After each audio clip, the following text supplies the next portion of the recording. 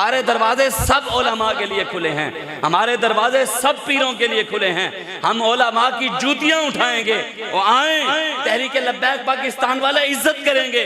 इज्जत करना हमें हमारे बाबा जी बता गए हैं। जो इज्जत लब्बैक वाले कर सकते हैं कायनात में कोई भी नहीं कर सकता।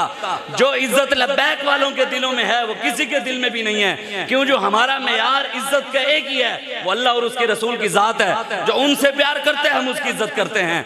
वो कोई आलिम हो वो आए, हम उसकी जूतियां उठाएंगे।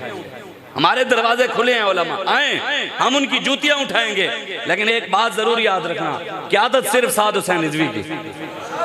पीर आए, हमारे दरवाजे खुले हैं, हम पीरों की जूतियां अपनी पगड़ियों पर रखेंगे।